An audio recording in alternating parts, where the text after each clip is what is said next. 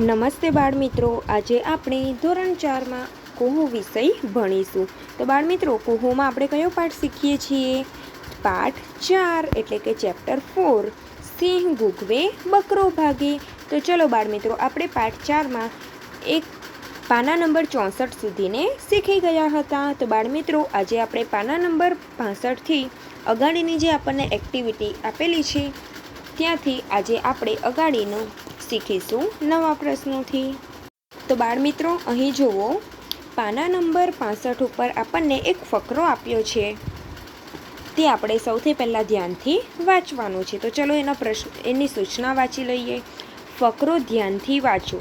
તેની નીચે આપેલા શબ્દોને સાચી રીતે લખો અને ફકરામાં એ શબ્દો નીચે લીટી કરો. તો બાળમિત્રો, સૌથી પહેલાં આપણે શું કરવાનું છે? તો આ ફકરો છે તે ધ્યાનથી આપણે એક વખત તેને વાંચવાનો છે. અને જે નીચે આપેલા શબ્દો છે, તો આયરા જે આપણને નીચે શબ્દો આપેલા છે ને બાળમિત્રો, તેમાં આપણે આ જે ફકરામાંથી શબ્દો એના શોધવાના છે. સાચા શબ્દો, આપણને ખોટા શબ્દ લખીને આપેલા છે, પણ આપણે ફકરામાંથી તેના સાચા શબ્દો શોધવાના છે. અને તે ખોટા શબ્દની બાજુમાં આપણને લીટી આપેલી છે, તેમાં આપણે સાચા શબ્દ લખવાના છે. તો સૌથી પહેલાં આપણે આ ફકરો વાંચીએ. મારે યુરોપમાં જાત જાતના શ્રોતાગણની આગળ બોલવાનું થતું. એમાં એક વિશિષ્ટ શ્રોતાગણ હતો. એને માટે ખાસ તૈયારી કરવાની જરૂર ન હતી ને તોય સૌથી અણધાર્યા પ્રશ્નો અને વિકટ પ્રસંગો તો એમાં જ ઉત્પન્ન થતા. નજીકના અને દૂરના સગાઓના નાના છોકરા તથા ભત્રીજીઓનો એ ગણ હતો. તેઓ ભલભલા પત્રકારોને પણ ન સૂઝે એવા પ્રશ્નો પૂછે અને જવાબ માટે અત્યંત આગ્રહ રાખે. એમની સભા ગમે ત્યારે બેસે અને ગમે ત્યારે ઉઠે અને એમના ઉત્સુક ચહેરા ઉપર એક વાતનો તરતનો પ્રતિભાવ અંકાતો જાય. મોટાભાઈના ઘરના બગીચામાં કુટુંબના ઉપયોગ માટે તરવાનો ગરમ પાણીનો મોટો હોજ છે. આસપાસ ફરવાને રમવાને તડકો ખાવા લીલા ઘાસવાળું મેદાન છે. એમાં એ નાના છોકરા ભેગા થાય, દોડે કૂદે રમે, પાણીમાં પડે ને બીજાઓને પાડે. આખા વાતાવરણને આનંદની કિકિયારીઓથી ભરી દે. અને એમાં પણ અમારી સભા બેસે અને પ્રશ્નોત્તરી થાય અને જ્ઞાન ગોષ્ઠી ચાલે. બાળમિત્રોમાંથી ફાધર વાલેસ. તો બાળમિત્રો, અહીં જે આપણને શબ્દો આપ્યા છે તેના સાચા શબ્દો આપણે લખવાના છે. તો ફકરાની અંદર આપણને આપેલા જ છે. તો બાળમિત્રો, અહીં જે વિષ્ટસી લખેલું છે તો એનો શું થશે? તો આપણે ફકરામાંથી લખવાનું છે. તો વિષ્ટસીનું શું થશે? તો વિશિષ્ટ. આ શું થશે? વિશિષ્ટ. આ વિશિષ્ટ શબ્દ છે તે તમારે અહીં લખવાનો છે. તો આ પ્રમાણે ઉપરથી જોઈને તમારે વિશિષ્ટ શબ્દ લખવાનો રહેશે આ પ્રમાણે. એના પછી છે તાસરોગણ. તો તાસરોગણનો શું છે અક્ષર? તો એ વિશિષ્ટ અક્ષર છે તેની બાજુમાં જુઓ, આયરો શ્રોતાગણ. તો શું છે? શ્રોતાગણ. કારણ કે આપણને તાસરોગણ શબ્દ આપેલો, એ ખોટો આપેલો, પણ અહીં આપણને ફકરામાં કયો શબ્દ આપ્યો છે? શ્રોતાગણ. તો આપણે આ જે શ્રોતાગણ શબ્દ છે તે ક્યાં લખવાનું છે? તો તેની બાજુમાં લખવાનું છે. કયો શબ્દ લખવાનો છે? ઉપર જે આપણે ફકરામાં લીટી કરી તે ફકરો તમારે અહીં શ્રોતાગણ એ પ્રમાણે લખવાનો છે. હવે લખ્યું છે ત્યઅંત. શું લખેલું છે? ત્યઅંત. તો હવે આપણે ઉપર ફકરામાંથી શોધવાનો છે એ શબ્દ. તો એ ક્યાં લખ્યો છે? ત્યઅંતનો સાચો શબ્દ તે આપણે શોધીએ. તો અહીં આપેલું છે અત્યંત. તો આ અત્યંત શબ્દ છે તે આપણે અહીં ત્યઅંત લખેલું છે ત્યાં આપણે શું લખીશું? અત્યંત. પછી અણયાદ્રા. તો શું આવશે એમાં? તો એમાં આવશે અહીં જે ઉપર લખ્યું છે ને અણધાર્યા, તે આવશે. અણધાર્યા. તો આપણે અહીંયા લખવાનું છે અણધાર્યા, ઉપર પણ લીટી કરતા જવાનું છે જે શબ્દ શોધાયા હોય તે, અને અહીં આપણે લખતો પણ જવાનું છે. અણધાર્યા લખ્યું બાળમિત્રો. એના પછી છે નોસ્ત્રોપ્ર. તો એનો મતલબ અહીં આપણને સાચો શબ્દ લખીને આપેલો છે પ્રશ્નો. કયો શબ્દ લખીને આપેલો છે? પ્રશ્નો. તો આ જે પ્રશ્નો છે તે આપણે અહીં લખીશું, એનો સાચો શબ્દ લખીશું. પછી છે તશુકઉ. તો એનો સાચો અક્ષર આપણે લખવાનો છે ઉત્સુક. જુઓ અહીં આપેલો છે ને ઉત્સુક શબ્દ, ક્યાં છે શોધો. તો તમારે પણ આમાંથી શોધવાનો છે. તો આયરો, એનો સાચો શબ્દ આયરો. તો આપણે અહીંયા લખવાનું ઉત્સુક. એના પછી છે ઉન્નત. તો એનો સાચો શબ્દ અહીં આપણને આપેલો છે, તે આપણે શોધીએ. તો ક્યાં આપેલો છે હીરો એ શબ્દ બાળમિત્રો? શોધો. તો ઉપરની લાઈનમાં હવે આપણે જોઈશું. તો ઉત્પન્ન. આયરો આ શબ્દ છે તે આપણે અહીં જે ખોટો શબ્દ છે તેની બાજુમાં લખવાનું છે ઉત્પન્ન. એ જ પ્રમાણે આપણે આ બધા શબ્દો શોધવાના છે. તો ચલો આ શોધી લઈએ. ભજીત્રી. તો તેનું શું થશે? ભત્રીજી. તો અહીંયા આપણે લખવાનું ભત્રીજી. એ જ પ્રમાણે નષ્ટી ગોઘ્ના. તેનું સાચો શબ્દ આપણે શોધવાનો છે. તો આયરો જોવો અહીંયા આપ્યો છે ને જ્ઞાન ગોષ્ઠી. જ્ઞાન ગોષ્ઠી. એ પ્રમાણે પછી બાજુમાં છે રકાત્રપ. તો રકાત્રપનો શબ્દ છે કયો આવશે? તો આપણે શોધીએ. તો પત્રકાર. પત્રકાર આવશે તેનો સાચો શબ્દ. એ આપણને ઉપરની લાઈનમાં આપેલો છે. તો બાળમિત્ર તમારે પત્રકાર શબ્દ છે તેમાં તમારે લીટી કરવાની છે. એના પછીનો શબ્દ જોઈશું ધાસભ્યરા. તો તેનો સાચો શબ્દ શું થશે? તેનો સાચો શબ્દ થશે પ્રતિભાવ. તો આપણે અહીં લખીશું પ્રતિભાવ. સોરીપત્ર. પ્રત. તો એનો સાચો શબ્દ થશે પ્રશ્નોત્તરી. જુઓ અહીં આપ્યું છે ને, તો આપણે અહીં લખવાનું છે પ્રશ્નોત્તરી. તો બાળમિત્રો તમારે હોમવર્કમાં જે આપણે શબ્દો શોધ્યા તેના નીચે તમારે લીટી કરવાની છે અને નીચે આ શબ્દોને લખવાના છે. હવે આપણને નવો પ્રશ્ન આપ્યો છે તે આપણે જોઈએ. જોડીમાં કામ કરો, એકબીજાને શ્રોતલેખન કરાવો અને ચકાસો. તો આજે મેં ફકરો વાંચ્યું તેનું તમારે શ્રોતલેખન કરવાનું રહેશે. નામ 3 જ અક્ષરનું પણ દરિયો એટલો વિશાળ કે પોણી દુનિયા જેટલી જગ્યા રોકે. ગજબનો ઊંડો પણ મૂંગો નહીં, ધીંગા મસ્તી કરતો ઘેરે રવે ગાજે. આખું ગામ સમાઈ જાય એવડા મોટા જહાજને તે એક મોજામાં તોડી નાખે. 100 હાથી જેવડી એક એવી કેટલીય વહેલ તેમાં રહે. ભરતી આવે ત્યારે ગાંડો લાગે, પરંતુ ઓટ આવે એટલે ડાહ્યો થઈ જાય. એના મોજા ફૂફાડા મારે પણ કરડે નહીં, ગૂ ગૂ કરીને સૌને ડરાવે. પણ હું તો ડરું જ નહીં, કેમ કે દરિયો મારો દોસ્ત છે. બાળમિત્રો અહીં આપણે ખાલી આ ફકરાનું શ્રોતલેખન કરવાનું છે. હવે એના પછી આપણને પ્રશ્ન આપ્યો છે, તમે દરિયાનો વિડીયો જોયો? પણ ખરેખર આ સામે જોયો છે તે એટલો વિશાળ હોય કે આખી દુનિયાના 4 ભાગ કરીએ તો પણ એમાંથી 3 ભાગ એટલે 3/4 જેટલી જગ્યામાં તો જ દરિયો છે. એટલે જ તો તેને મહાસાગર કહેવામાં આવે છે. આ મહાસાગર કેવો કેવો છે તે ગીતમાં જોઈએ. બાળમિત્રો અહીં આપણને સરસ મજાનો જે દરિયો છે તેનું ચિત્ર આપણને આપવામાં આવ્યું છે. અને બાળમિત્રો તમે પણ દરિયા કિનારે ફરવા ગયા જ હશો, એટલે તમે દરિયો જોયો જ હશે. તેમાં ઘણું બધું પાણી હોય છે. તો ચલો બાળમિત્રો અહીં આપણને મહાસાગરનું જે ગીત આપેલું છે તે આપણે સમજીએ.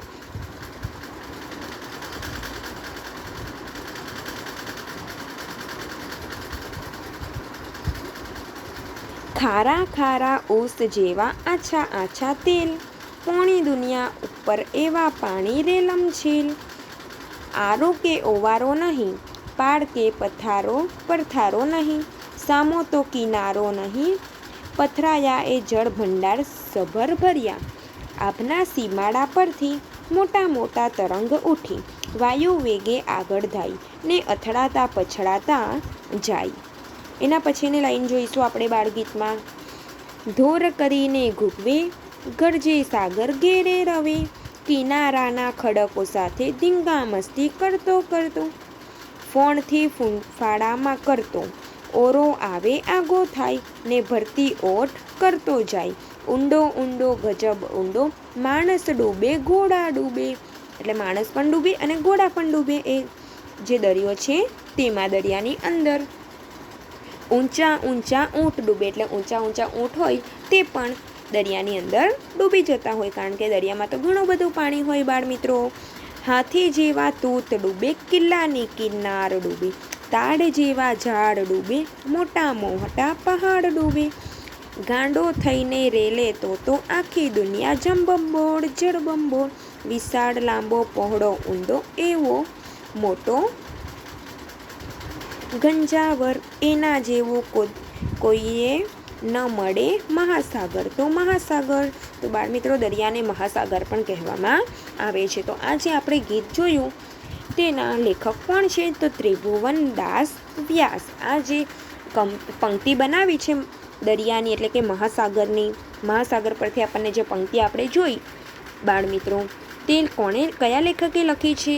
તો તે ત્રિભુવનદાસ વ્યાસ નામના લેખકે આ પંક્તિ લખી છે. તો ચલો બાળમિત્રો, આના વિશે આપણે વાત કરીએ. વાતચીત કરવાની છે, પ્રશ્નો આપ્યા છે. કવિતાની કઈ પંક્તિ ગાવાની મજા પડી? બાળમિત્રો, આપણે જે કવિતા જોઈ તેમાં તમને કઈ પંક્તિ ગાવાની મજા પડી? તો આપણે કહી શકીએ, ગાંડો થઈને રેલે તો આખી દુનિયા જળબંબોળ જળબંબોળ. આ પંક્તિ ગાવાની મજા પડી.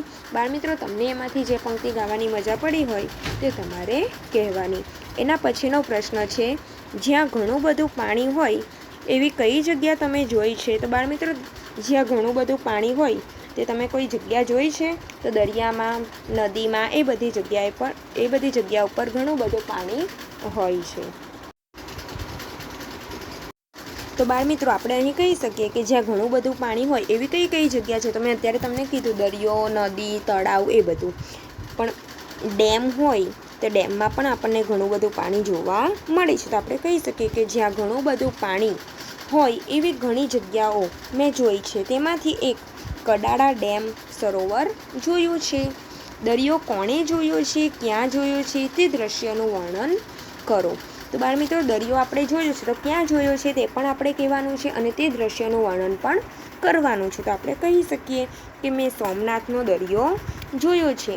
દૂર દૂર સુધી પાણી જ પાણી છે તે સોમનાથના દરિયામાં. ભરતી વખતે કિનારાથી દૂર ભાગવું પડે છે, કારણ કે ભરતી હોય તે દિવસે દરિયામાં ઘણું બધું પાણી આપણને જોવા પણ મળે છે. મોજા કિનારે અથડાય છે, એનો ઘૂંઘવાટ પણ જબરો અને ડરામણો હોય છે. દૂર કિનારે બેસીને જોવાની આપણને ઘણી મજા આવે છે. દરિયા સાથે યાદ આવે તેવા શબ્દો બોલો. બાળમિત્રો, દરિયા સાથે આપણને બીજા કયા શબ્દો યાદ આવે? તો આપણે કહી શકીએ, ભરતી, ઓટ, મોજા, સ્ટીમર, હોડી, માછીમાર, દીવાદાંડી, માછલા, કરચલા વગેરે. એના પછીનો પ્રશ્ન છે કે ઊંચા ઊંચા ઝાડના નામ કહો. તો બાળમિત્રો, એકદમ ઊંચા કયા ઝાડ આવે તમને ખબર છે? આંબાના ઝાડ કરતાં પણ ઊંચા હોય તો તે કયા ઝાડ હોય? તો તે તાડ, ખજૂરી, નીલગિરી, સાગ, સાદડ વગેરેના ઝાડ એકદમ ઊંચા હોય છે. એના પછીનો પ્રશ્ન આપણને આપ્યો છે પાના નંબર 67 ઉપર. તો ચલો બાળમિત્રો, પાના નંબર 67 ઉપર આપણે બીજા પ્રશ્નો જોઈએ.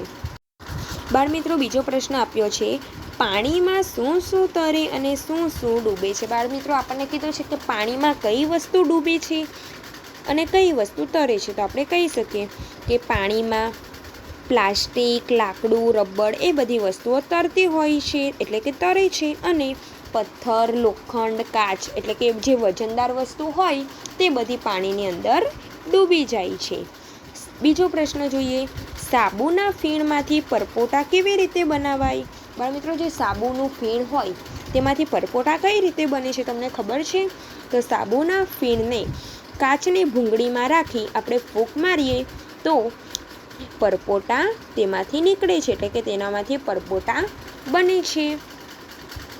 તો બાળમિત્રો, તમારે આ પ્રયોગ જાતે પણ તમે ઘરે કરી શકો છો કે સાબુનું ફીણ હોય તો તેને કાચની ભૂંગળીમાં અંદર નાખી દેવાનું અને ફૂંક મારીને તેને ઉડાવવાનું, એટલે તેના પરપોટા તે ફુગ્ગા જેવા ઉપર ઉડશે.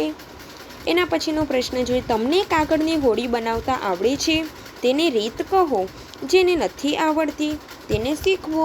તો બાળમિત્રો, કાગળની હોડી તો તમને બનાવતા આવડતી જ હશે, કારણ કે તમે ચોથા ધોરણમાં આવી ગયા છો, એટલે બધા બાળકોને કાગળની હોડી બનાવતા આવડતી જ હશે. તો ચલો મેં તમને કહું તે પ્રમાણે તમે ઘરે આ હોડી બનાવી શકો છો. જેને ન આવડતી હોય તે તો આપણે કહી શકીએ કે મને કાગળની હોડી બનાવતા આવડે છે. ચોરસ કાગળ લેવો, તેને 2 વાર વાળી નાનો ચોરસ બનાવવો, પછી એક બાજુ 1 અને બીજી બાજુ 3 છેડા રહે તેમ વાળવો, તેમાંથી ત્રિકોણ બનશે. પછી તેને વચ્ચેથી ખુલ્લો કરવાથી હોડી બની જશે.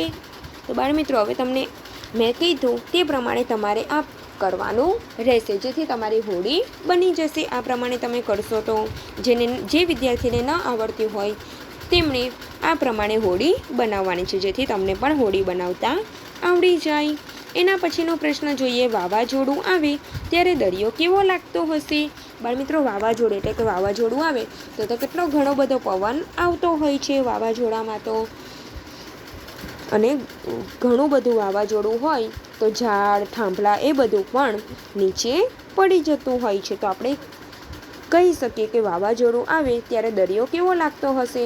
તો દરિયો પણ એકદમ તોફાની બની જતો હોય છે. વાવાઝોડું આવે ને ત્યારે શું થાય છે? દરિયો તોફાની બને છે, અને પાણીના જે મોજા આવે તે એકદમ ઊંચે સુધીને અને કિનારા તરફ આવી જાય છે. પવન ફૂંકાય છે, વરસાદ વરસે છે, દરિયામાં રહેલી હોડી પણ ઊંધી વળી જતી હોય છે. દરિયાએ ભયંકર રૂપ ધારણ કર્યું હોય તેવું દ્રશ્ય આપણને જોવા મળે છે વાવાઝોડામાં. બાળમિત્રો, એના પછીનો પ્રશ્ન આપણે જોઈશું, ઉદાહરણ મુજબ કવિતામાંથી પ્રાસવાળા શબ્દો શોધો. તો બાળમિત્રો, આપણે જે કવિતા શીખ્યા તેનામાંથી તમારે આ શબ્દો શોધીને નીચે લખવાના છે. તો આરોનો અર્થ થશે ઓવારો. તાળનું શું થશે બાળમિત્રો? તો ઝાડ. એના પછી અથડાતા તો પછડાતા. પછી છે ધાડ તો શું થશે? તો તે તમારે લખવાનું છે. મેં તમને અહીં 2 શબ્દો બતાવ્યા તે પ્રમાણે તમારે બીજા શબ્દો લખવાના છે. તો મેં કહી શકું અહીંયા કે તૂતનું થશે ઊંટ. આ પ્રમાણે તમારે આ 2 શબ્દો છે તે જાતે લખવાના છે. તો અહીંયા આપણે કહી શકીએ પોણીનું શું થાય? પાણી. તે પણ આપણને અંદરથી કવિતાની અંદરથી મળી જશે તે શબ્દ પણ. પછી આપણે અહીંયા કીધું છે ધાય તો જાય. મેં અહીં તમને બધા શબ્દો બતાવી દીધા છે. હવે એના પછી આપણને સંવાદ આપ્યા છે, સંવાદ ભજવવાના છે તે આપણે જોઈએ. જોડીમાં કામ કરો અને સંવાદ ભજવો. મહાસાગર એટલે મહાસાગર શું કહે છે? હાય પર્વતભાઈ. તો પર્વતભાઈ શું કહે છે? એમ તો મજામાં છીએ, પણ તમારા જેવું અમારું રાજ નહીં હો. તમે તો પોણી દુનિયા પર પથરાયા છો. દુનિયાના લગભગ 75% ભાગ પર તો જાણે તમારું જ રાજ છે. મહાસાગર કહે, હા એ ખરું, પણ એટલે જ અમારે આરો કે ઓવારો નથી. એનું શું? પર્વત કહે, આરો કે ઓવારો એટલે શું? તો પછી મહાસાગર શું કહે છે? અરે પર્વતભાઈ, તમે એટલું ન સમજ્યા. આરો એટલે કિનારો અને ઓવારો એટલે નાહવા ધોવાનો ઘાટ. અને પર્વતભાઈ, અમારે તો પરથારો પણ નહીં બોલો. હવે પર્વતભાઈ શું કહે છે તે આપણે સાંભળીએ. પર્વત કહે, વળી આ પાછું શું નવું લાવ્યા? પરથારો એટલે શું એ સમજાવી દો ત્યારે. તો મહાસાગર કહે, પડથારો એટલે પહોળું પગથિયું, વળી ઘેરે રવે એટલે કે ગાઢ અવાજ કરીને અમે ઉછળી શકીએ, પણ થાક ખાવા બેસીએ ક્યાં?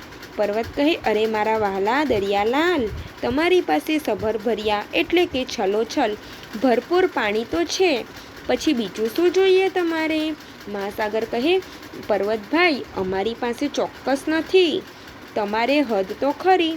ધોર ધોર અવાજ કરીને અમે થાકી ગયા કે અમારે પણ ચોક્કસ સીમાડા જોઈએ, પણ અમારું કોઈ સાંભળે તો ને.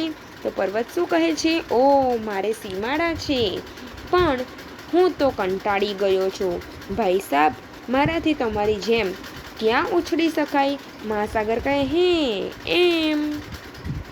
બાળમિત્રો, એના પછી 68 પાના નંબર ઉપર હવે પર્વતભાઈ શું કહે છે તે આપણે જોઈએ. બાળમિત્રો, પર્વત કહે, તમે નાહક દુઃખી થાઓ છો.